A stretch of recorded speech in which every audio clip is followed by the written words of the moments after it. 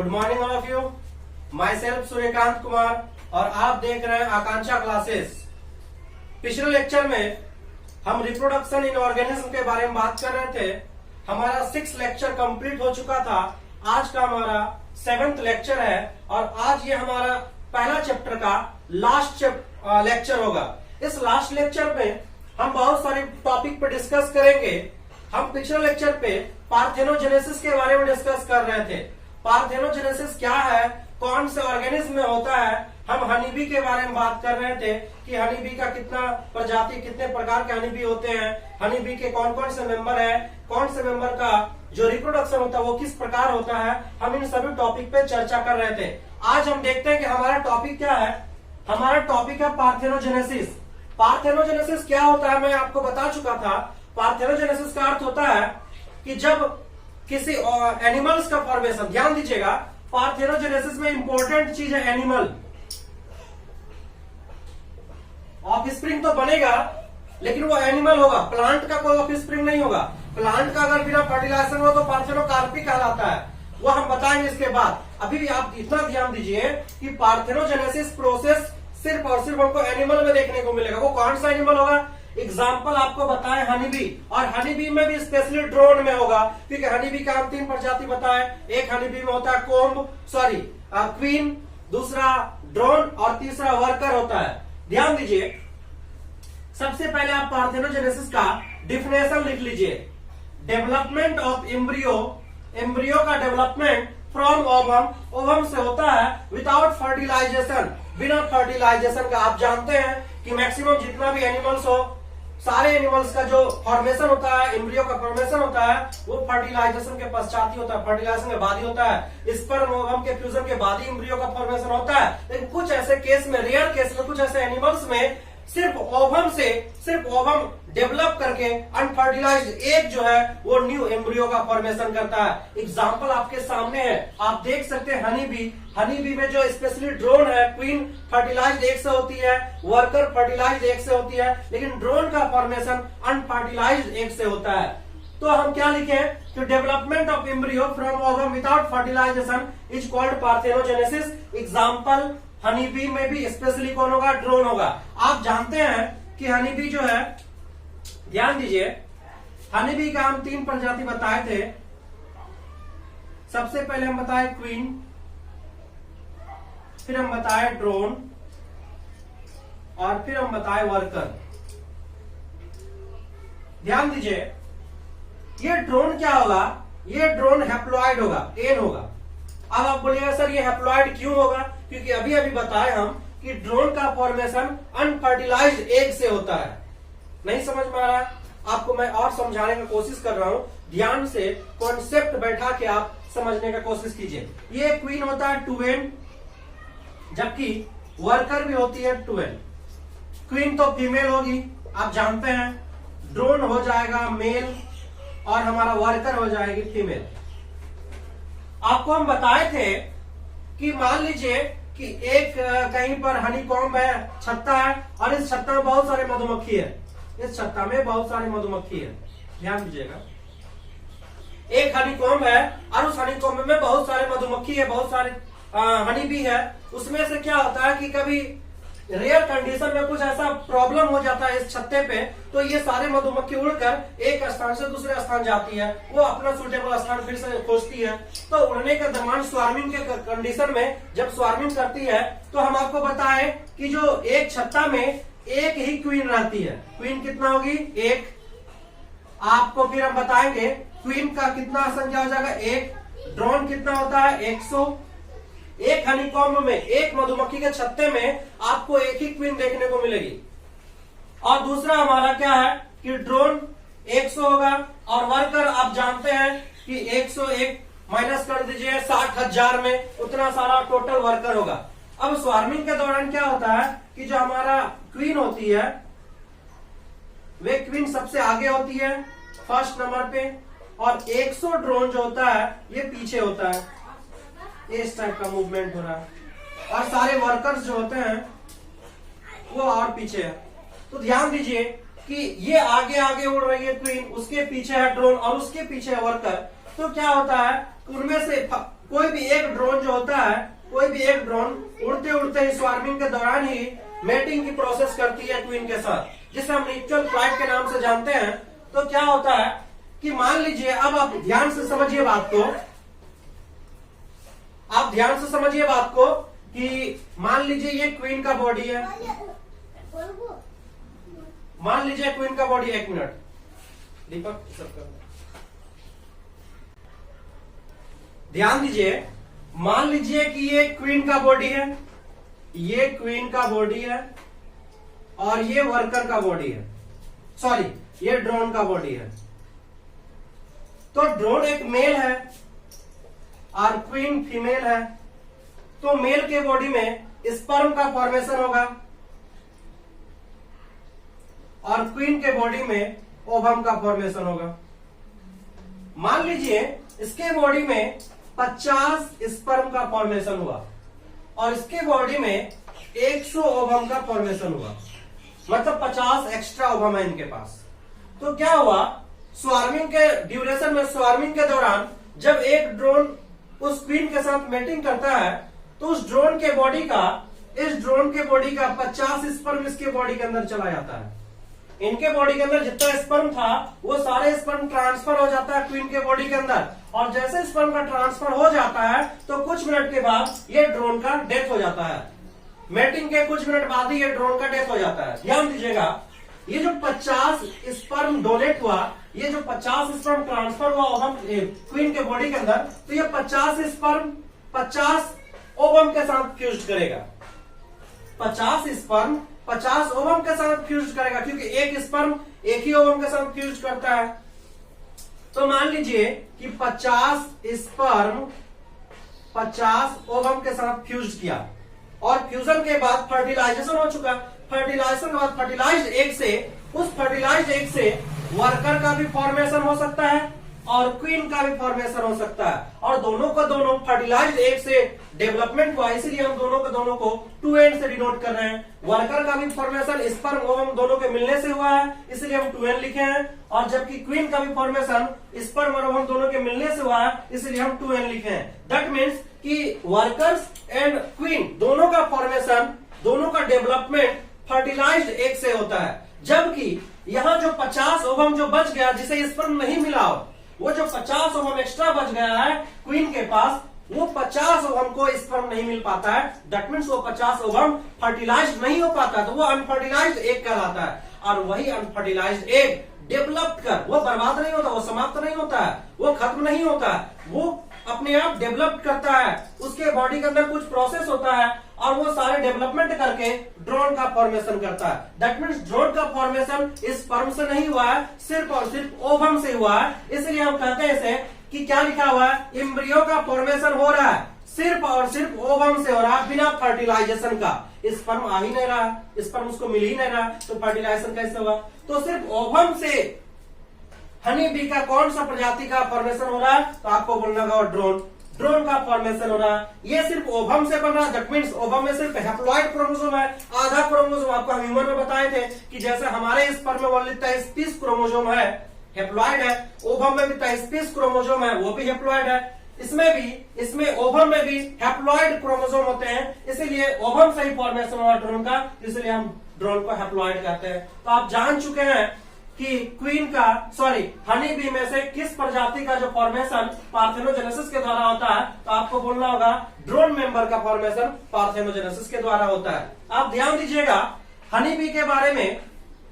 Honey bee में specially आप एक बात जानिएगा कि हनी बी कम्युनिकेशन किस प्रकार करता है। हम लोग जो अपने लैंग्वेज में आपको समझाते हैं, आपको सारी बातों को समझा रहे हैं, वो आप समझ रहे हैं मेरे नॉलेज को, लेकिन हनी बी का भी अपना एक लैंग्वेज है, वो भी अपने मेंबर को, एक दूसरे मेंबर को समझाने का कोशिश करता है, उसका भी एक कम्युनिकेशन स्किल है।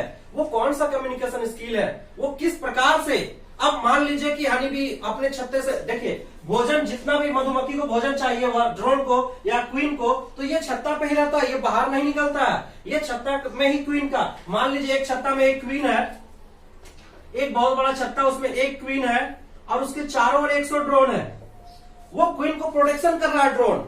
ड्रोन का काम नहीं है कि शहद फ्लावर से शहद कलेक्ट करके वो हनी कॉम्ब तक लाएगा, वो तो काम वर्कर का है। वर्कर जाएगा, वर्कर इसीलिए इसका नाम पड़ा कि कॉम्ब में मान लीजिए कि कोई मधुमक्खी का डेथ हो गया, कोई मधुमक्खी का मृत्यु हो गया अगर कॉम्ब के अंदर, मधुमक्खी के छत्ता के अंदर, तो उस डेड बॉडी को भी एक स्थान से कहीं और ले जाएगा, यानी हनी कॉम्ब को साफ सफाई में भी हेल्प कौन करेगा? वर्कर्स। सारा मैनेजमेंट आप समझिए, हमारा घर का जो मैनेजमेंट है वो एक मेंबर पे प्रॉपर लगा रहता है नहीं, बल्कि हर एक मेंबर घर के मैनेजमेंट में पार्टिसिपेट होता है। कोई स्पेशली एक मेंबर से घर नहीं चलता है, एक घर हर मेंबर से चलना जरूरी होता है, हर मेंबर के पार्टिसिपेट से होता है कि घर अच्छी तरीके से चलता है। उसी प्रकार लेकिन यहाँ पर ऐसा नहीं है। यहाँ पर हनीकॉम्ब में क्या होता है, मधुमक्खी की छत्ता में क्या होता है कि ड्रोन और क्वीन कॉम्ब में ही रहता है, वो बाहर नहीं जाता है, बाहर सिर्फ वर्कर्स जाते हैं। दूसरी बात की जब अगर हनीकॉम्ब का साफ सफाई के बारे में बात किया जाए तो हनीकॉम्ब का साफ सफाई भी वर्कर के द्वारा ही किया जाता है, वर्कर ही करते हैं,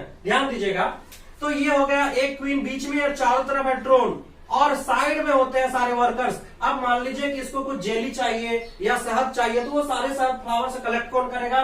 वर्कर करेगा, ध्यान दीजिएगा। तो अब मान लीजिए कि वर्कर ही गया कहीं पर फूड को ढूंढने के लिए। अब मान लीजिए कि फूड एक वर्कर जो है, अब मान लीजिए एक वर्कर इस साइड जा रहा है, एक वर्कर इस साइड जा रहा है, एक वर्कर इस साइड और एक वर्कर इस साइड। 4 वर्कर चारों दिशाओं में फैल चुका है फूड के तलाश में।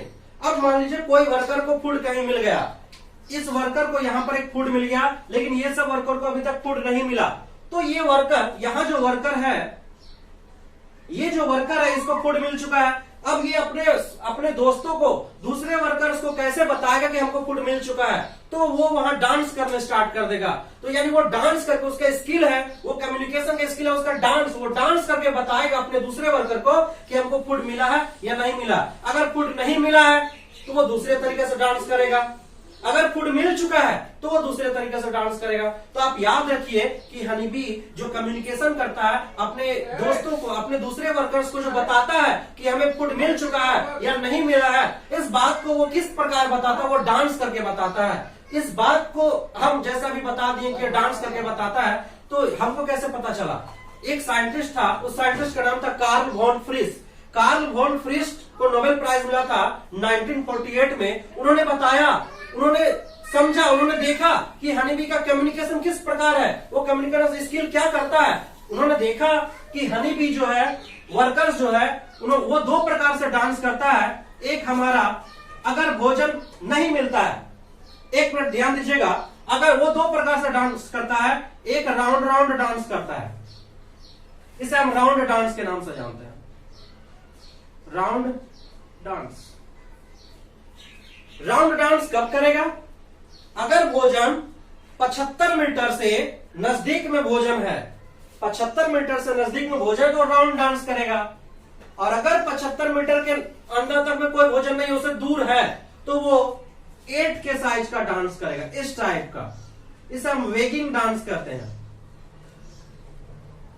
Weighing dance. तो 2 टाइप का डांस करता है हमारा हनी बी। एक, अगर भोजन 75 मीटर से नजदीक में हो, 75 मीटर से अगर भोजन नजदीक में हो तो वो राउंड डांस करेगा, और अगर 75 मीटर से दूर भोजन हो तो वो 8 के जैसा डांस करेगा, जिसे हम वेगिंग डांस कहते हैं। ये चीज को देखा था कार्ल वॉन फ्रिस ने, इसीलिए उन्हें नोबेल प्राइज मिला था, इसी बी कम्युनिकेशन के लिए, बी डांस के लिए उन्हें नोबेल प्राइज मिला था। अब मैं बात इस पे और ज्यादा चर्चा नहीं करूंगा, क्योंकि ये सब के लिए स्पेशली एक टॉपिक है, आप 11th में पढ़ चुके होंगे पार्थेनोजेनेसिस क्या है। अब मैं नेक्स्ट टॉपिक पे बात करूंगा कि पार्थेनोकार्पी क्या होता है, पार्थेनोकार्पी एपोमिक्सिस क्या होता है। आप ध्यान दीजिएगा,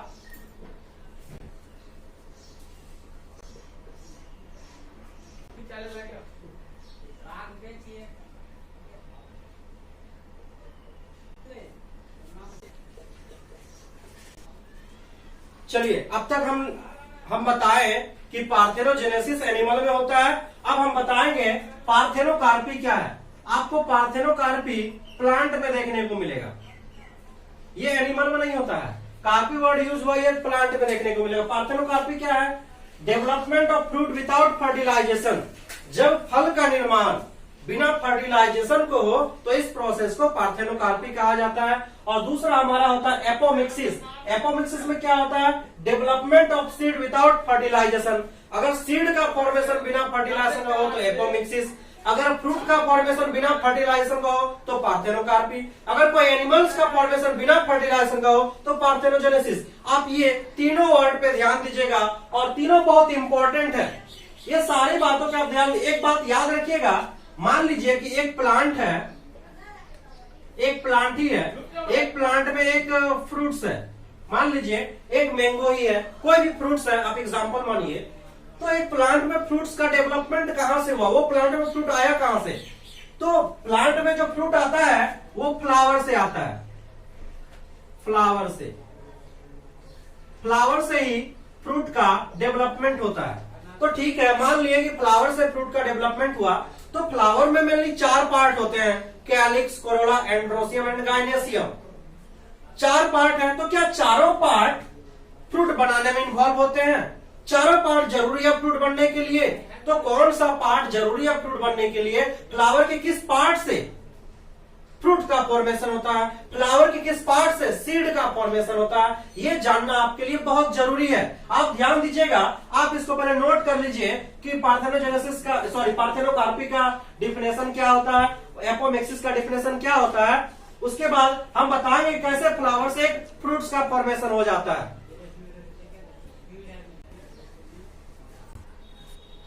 चलिए देखते हैं कि एक फ्लावर से फ्रूट का फॉर्मेशन किस प्रकार होता है और कौन से पार्ट से, फ्लावर के किस पार्ट से फ्रूट का फॉर्मेशन होता है। मान लीजिए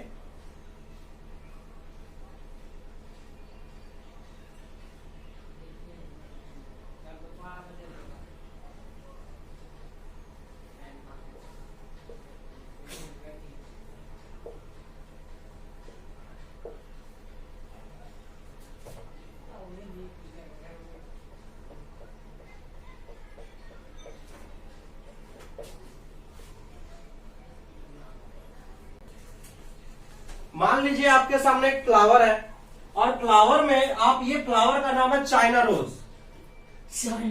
चाइना रोज, चाइना रोज में क्या होता है आप देखिएगा, ये इसे हम हिंदी में अपने भाषा में अड़हुल का फूल कहते हैं, आप इसका साइंटिफिक हिबिस्कस नाम है इनका। तो इनमें क्या होता है कि इनमें आपको मेनली ये बाइसेक्सुअल फ्लावर है। एक बात और याद रखिए, ये एक बाइसेक्सुअल फ्लावर है। बाइसेक्सुअल का मतलब तो आप जानते ही हैं कि बाइसेक्सुअल मतलब ऐसा ऑर्गेनिज्म जिसमें मेल तथा फीमेल दोनों सेक्स ऑर्गन पाया जा सकता है या पाया जाता है, उसे बाइसेक्सुअल ऑर्गेनिज्म कहते हैं। बाइसेक्सुअल एनिमल भी हो सकता है, बाइसेक्सुअल प्लांट में भी बहुत सारा हो सकता है। तो बाइसेक्सुअल एनिमल का एग्जांपल आपको हम बहुत सारा बता चुके हैं। अगर आपको पता है या नहीं पता है तो आप मेरे पिछले वीडियो को देखिए, उसमें मैं बताया हूं कि बाइसेक्सुअल एनिमल का क्या क्या एग्जाम्पल है। ध्यान दीजिए, तो ये फ्लावर एक चाइना रोज है और ये फ्लावर में एक बाइसेक्सुअल फ्लावर है। अगर ये बाइसेक्सुअल है तो इसमें मेल पार्ट और फीमेल पार्ट दोनों होगा। तो मेल पार्ट इसमें से जो आपको दिख रहा है, ये वाला लंबा जो बाहर निकला हुआ है, इसे हम एंड्रोसियम कहते हैं। एंड्रोसियम, एंड्रोसियम ये हमारा मेल पार्ट है, फ्लावर का मेल पार्ट। और आपको जो ये अंदर में दिख रहा है सुराही टाइप का, ये हमारा फीमेल पार्ट है, फीमेल पार्ट, जिसे हम गाइनेसियम के नाम से जानते हैं, गाइनेसियम। तो अभी हम देखें कि फ्लावर के अंदर 2 part, androecium and gynoecium. Androecium male part, gynoecium female part. आपको और दिख जाएगा ये नीचे फ्लावर, आप जब देखिएगा उसको तो फ्लावर के नीचे छोटा छोटा आपको ग्रीन कलर का कुछ लीफी स्ट्रक्चर देखने को मिलेगा, इसे हम कैलिक्स कहते हैं, कैलिक्स। और चाइना रोज में आपको जो रेड कलर का पंखुड़ी सब दिखेगा चारों ओर, इस तरह करके चारों जो रेड कलर का होगा वो कहलाता है कोरोला, ये कहलाता है कोरोला। यानी कि अभी आप फ्लावर में मेनली 4 पार्ट देख सकते हैं। आप सबसे नीचे, अब मान लीजिए ये हम पकड़ के फ्लावर है तो ये स्टॉक कहलाता है, जिसको हम पकड़ते हैं स्टॉक, डंठिल। उसके बाद स्टॉक के ऊपर आपको फुला हुआ पार्ट जो देखने को मिलता है, इसे हम थैलेमस कहते हैं, थैलेमस। तो ये एक लेवल डायग्राम है, और भी बहुत सारे नाम है इनमें, मैं उतना अभी डिटेल्स में नहीं बताऊंगा। मैं बताऊंगा sexual reproduction in plant, plant जब पढ़ाऊंगा तब मैं बताऊंगा कि फ्लावर का पूरा क्या इसका डायग्राम होगा, इनमें कौन कौन सा पार्ट होता है, अभी उतना डिटेल्स में नहीं बता रहा हूं, बस इतना जानिए आप कि फ्लावर के किस पार्ट से फ्रूट्स का फॉर्मेशन हो रहा है, फ्लावर के किस पार्ट से सीड का फॉर्मेशन हो रहा है। तो आपके सामने एक फ्लावर है, इस फ्लावर में मैं बता दिया हूं कि ये जो रेड कलर का ये कोरोला आपको कई कलरफुल मिल जाएगा। वो आपका ऐसा नहीं कि चाइना रोज में सिर्फ रेड, चाइना रोज का और भी कई प्रजाति है जिसमें आपको और कई कलर का कोरोला मिल जाएगा। तो अब ध्यान दीजिए, मान लीजिए ये रेड कलर का ही कोरोला है, ये रेड कलर का कोरोला है। अब क्या हुआ, और ये कैलिक्स आपको ग्रीन कलर का देखने को मिलेगा, ये हमारा गाइनेसियम और ये हमारा एंड्रोसियम है। तो क्या होता है कि आप जब गाइनेसियम को बड़ा करके देखिएगा, अब इतना सारा फिगर आप समझ लीजिए, अब ध्यान दीजिए, मान लीजिए ये हम मिटा रहे हैं इसको, हम सिर्फ फीमेल वाले पार्ट को बड़ा कर रहे हैं। तो हमारा फीमेल वाला जो पार्ट है, ध्यान दीजिए,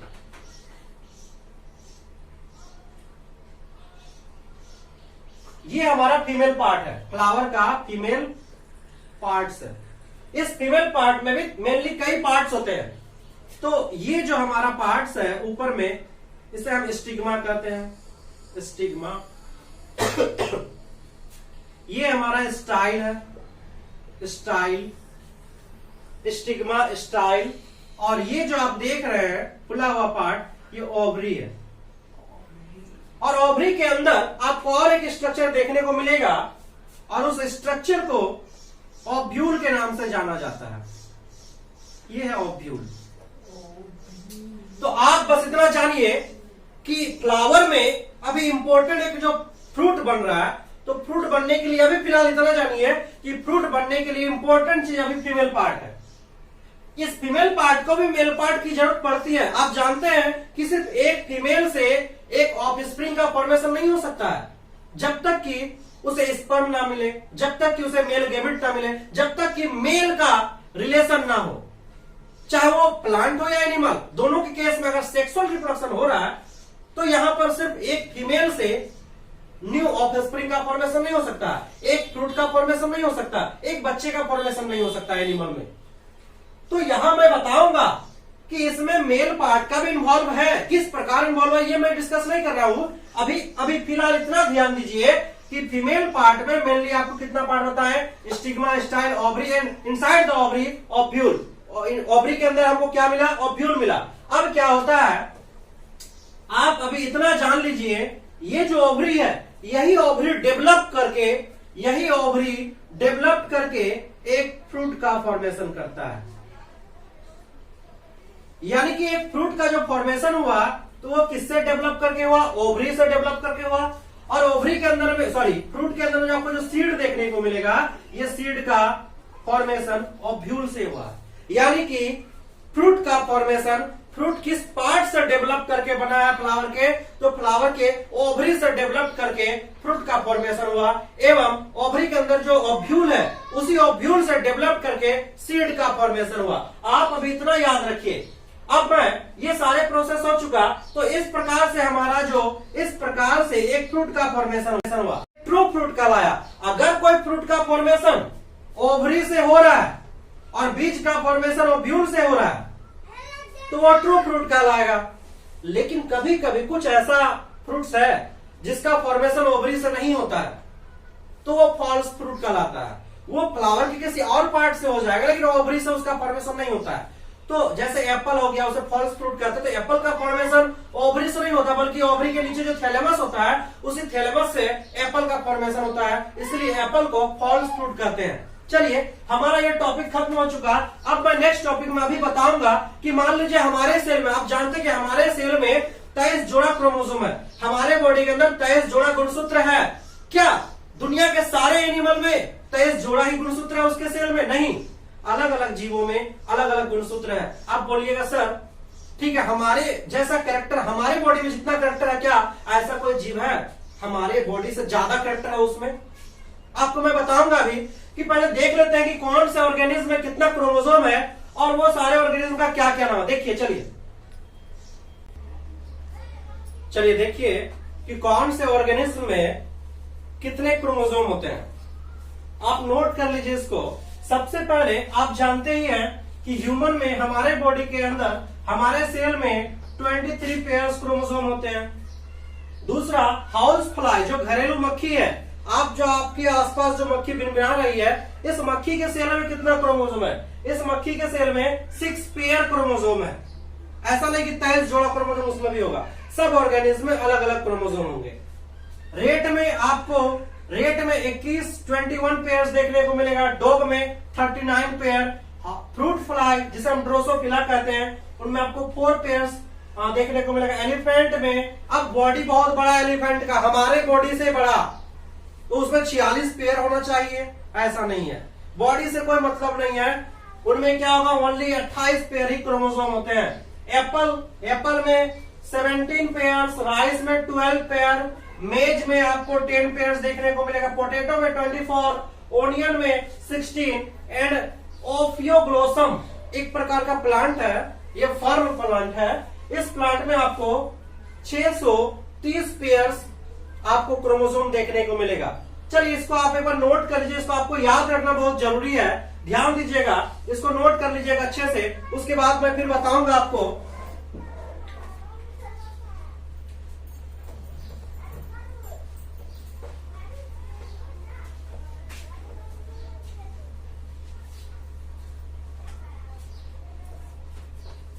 चलिए कि लाइफ स्पेन, अब हमारा एक नया टॉपिक आ गया है हमारे सामने। अब मैं इस चैप्टर का लास्ट कगार पे ही हूं, लास्ट पॉइंट पे ही हूं, कुछ और पॉइंट बताने के बाद ये चैप्टर खत्म करेंगे। हम फिर नेक्स्ट चैप्टर पे जाएंगे, चैप्टर 2 पे जाएंगे, 12th का चैप्टर, उस पे देखेंगे क्या है, समझेंगे उस बात को। तो फिलहाल आप लाइफ स्पेन समझिए। लाइफ स्पेन क्या है? लाइफ स्पेन का मतलब होता है कि मान लीजिए कोई जन्म लिया और जन्म के नेचुरल डेथ के बाद, नेचुरल जब उसका डेथ हो रहा है तो उसके बीच में जो टाइम है, उसके बीच में जो समय वो बिताया, लाइफ जिया, उसी समय को हम लाइफ स्पेन कहते हैं। यानी जन्म से लेकर नेचुरल डेथ तक के बीच के समय अवधि को लाइफ स्पेन कहा जाता है। ध्यान दीजिए, तो क्या है कि the period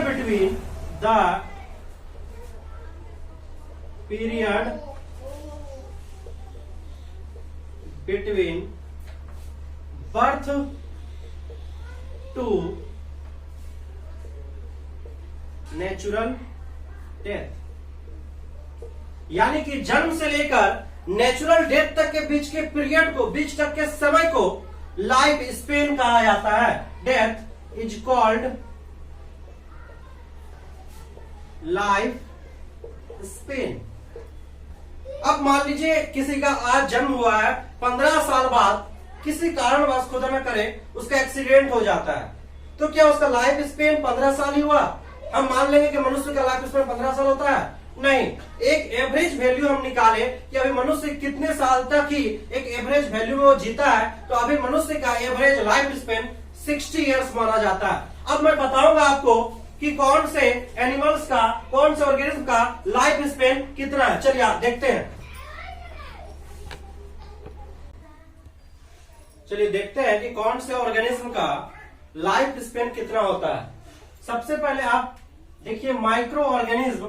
micro organism that means bacteria, virus, algae and fungi etc, जो भी ऐसा ऑर्गेनिज्म जिसे हम अपने नेकेड आई से नहीं देख सकते हैं, जिसे देखने के लिए माइक्रोस्कोप की आवश्यकता पड़ती है, वैसे ऑर्गेनिज्म को माइक्रो ऑर्गेनिज्म कहते हैं। और माइक्रो ऑर्गेनिज्म का जो लाइफ स्पेन होता है वो फ्यू मिनट्स, कुछ मिनट तक ही सर्वाइव कर सकता है, कुछ मिनट तक ही जिंदा रह सकता है। एलिफेंट का लाइफ स्पेन 60 से लेकर 70 साल तक हो सकता है, 60 to 70 इयर्स का होता है। अब डॉग का देख लीजिए, डॉग का 25 इयर्स, काऊ का 25, बटरफ्लाई जो तितली होती है 1 से 2 सप्ताह तक ही जीवित रह सकती है, 1 से 2 वीक तक ही जीवित रहती है। क्रोकोडाइल, घड़ियाल जो होता है, मगरमच्छ जो होता है वो 60 इयर्स तक सर्वाइव कर सकता है। हॉर्स जो घोड़ा होता है वो 50 इयर्स, टर्टवाइज 100 से 150 साल, पैरट 140 इयर्स, क्राउ जो कौवा होता है वो 15 इयर्स तक सर्वाइव कर सकता है। फ्रूट फ्लाई जिसे हम ड्रोसोफिला बोले हैं वो 1 मंथ तक सर्वाइव कर सकता है। और जो बनियान ट्री जो पीपल का पेड़ होता है वो 200 से 300 साल तक सर्वाइव कर सकता है। अब तक आप देख चुके हैं कि बहुत सारे ऑर्गेनिज्म है और उनका लाइफ स्पेन, इतने सारे लाइफ स्पेन ऑर्गेनिज्म का लाइफ स्पेन दिया हुआ है। आप एक बार इस सारे टर्म को नोट कर लीजिए।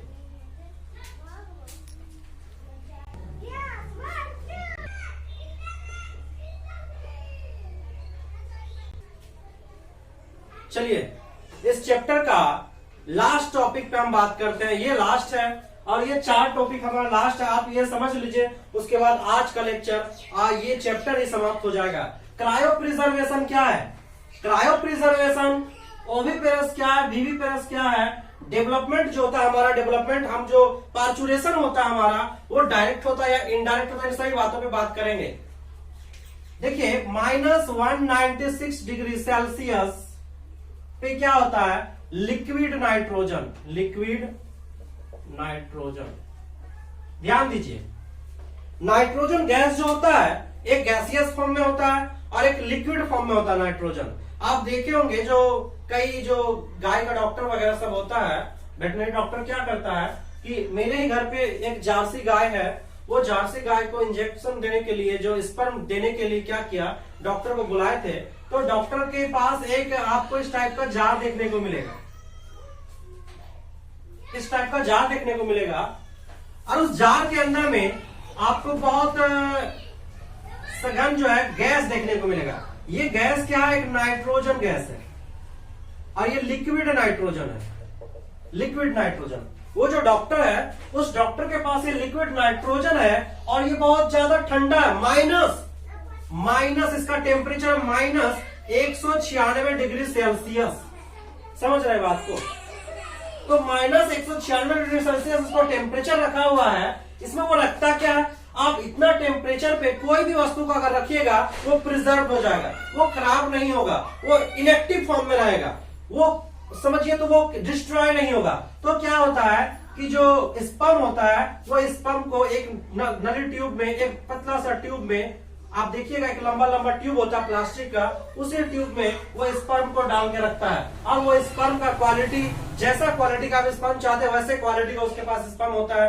अब अगर देसी गाय में आप जार्सी गाय प्रोड्यूस करना चाहते हैं तो उस टाइप का यहाँ पर स्पेशल टाइप का स्पर्म होता है। तो क्या करते हैं, जैसे आप डॉक्टर को बुलाते हैं तो सबसे पहले तो ये तो बहुत अंदर में ठंडा टेम्परेचर है, ये अभी इसके अंदर जो स्पर्म है वो इनएक्टिव फॉर्म में है, अभी तुरंत इससे निकाल के डायरेक्ट गाय के बॉडी में नहीं डाला जा सकता है, क्योंकि गाय के बॉडी में जब ओवम मैच्योर हो जाता है तो एक टाइम होता है जो पता चल जाता है, उसी टाइम में ये स्पर्म को डाला जाता है। तो सबसे पहले करता क्या है, मान लीजिए कि सबसे पहले डॉक्टर आएगा आपके पास और डॉक्टर बोलेगा कि ऐसा बर्तन दीजिए और उस बर्तन में नॉर्मल पानी डाल देगा। डॉक्टर क्या करेगा, उस बर्तन में नॉर्मल पानी डाल देगा। नॉर्मल पानी डालने से क्या होगा, टेम्परेचर तो नॉर्मल हो गया और जैसे ही इस जार से निकालेगा वो और इसके अंदर वो डाल देगा, इस ट्यूब को उस पानी के अंदर डाल देगा।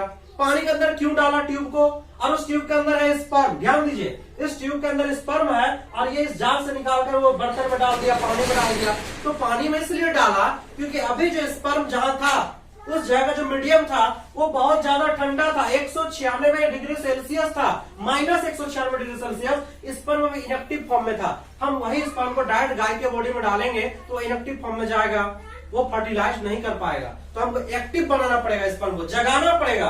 तो स्पर्म को जगाने के लिए हमको क्या करना पड़ेगा, टेम्परेचर को मेंटेन करना पड़ेगा। तो हम नॉर्मल पानी में डालें तो स्पर्म हमारा नॉर्मल टेम्परेचर में आ गया, अब हमारा स्पर्म एक्टिव हो गया। और फिर क्या करता है डॉक्टर, इस स्पर्म को गाय के बॉडी के अंदर डाल देता है। तो आप देख रहे हैं यहाँ पर वो स्पर्म, कोई भी क्वालिटी का स्पर्म सालों साल तक रख सकता है इस जार में। वो स्पर्म को अगर वो ऐसे ही मान लीजिए ये जार पे नहीं रखेगा तो 2 से 3 दिन में वो डेथ हो जाएगा स्पर्म का, तो फिर उसका यूज रहेगा। अब कब कौन से आदमी को कब किस घर पे स्पर्म का काम पड़ जाए ये तो बोलना मुश्किल है, ये प्रिजर्व करके रखता है।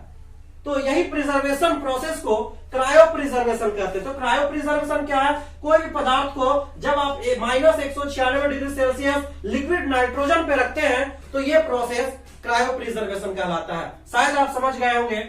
अब आप देखिए ओविपेरस और विविपेरस क्या होता है। ओविपेरस मतलब क्या होता है, विविपेरस मतलब क्या होता है। Oviparous egg laying animal, egg laying animal, वैसा एनिमल जो अंडे देती है, जो अंडा देती है उसे ओविपेरस कहते हैं, और जो डायरेक्ट बच्चे को जन्म देती है उसे विविपेरस कहते हैं। जैसे ह्यूमन ऐसा नहीं है कि हम लोग का निर्माण, हम लोग का जो पार्चुरेशन हुआ अंडा से हम लोग बाहर निकले, ऐसा तो नहीं, मुर्गी का बच्चा अंडा से बाहर निकला।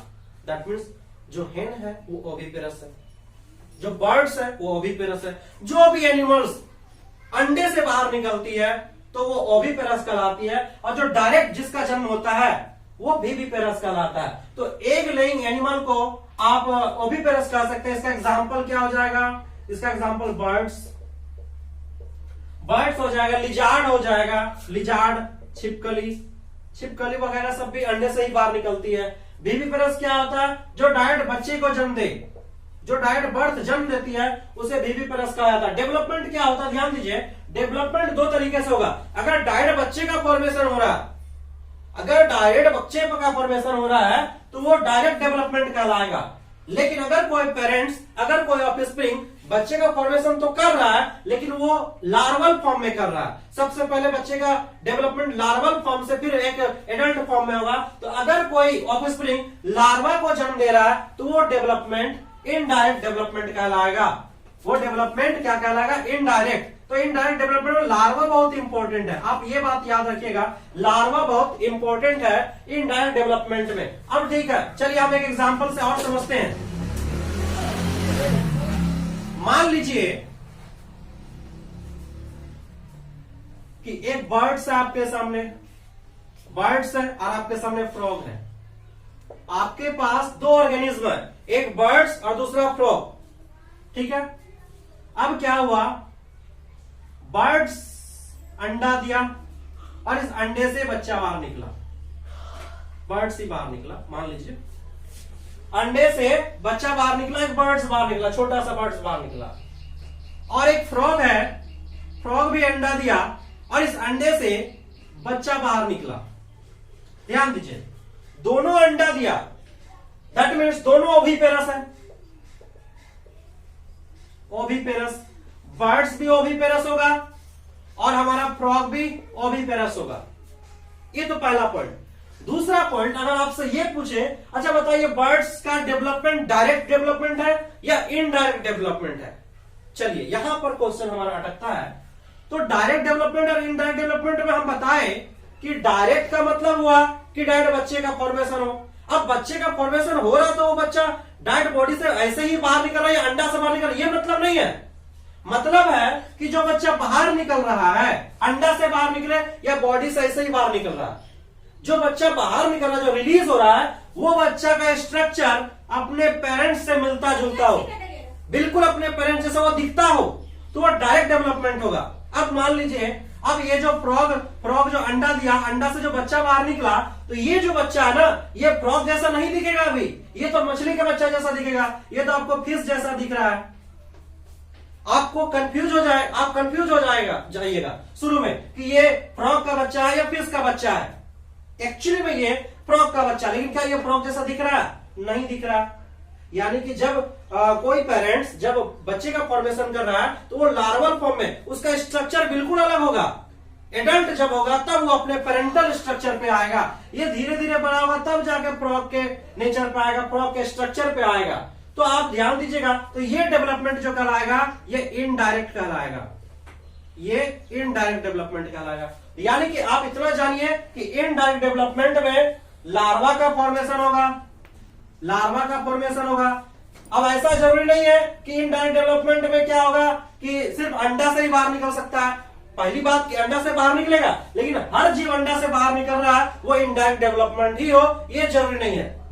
वो डायरेक्ट डेवलपमेंट भी हो सकता है। अंडा से बाहर निकला वो भी डायरेक्ट, हम बिना अंडा से बाहर निकले हुए हैं, हम ऐसे ऑटोमेटिक बॉडी से बाहर निकले, तो मेरा भी डायरेक्ट डेवलपमेंट। तो डेवलपमेंट जो डायरेक्ट डेवलपमेंट होगा वो डायरेक्ट डेवलपमेंट बर्थ से भी हो सकता है डायरेक्ट, या फिर एग लेइंग एनिमल भी कर सकता है।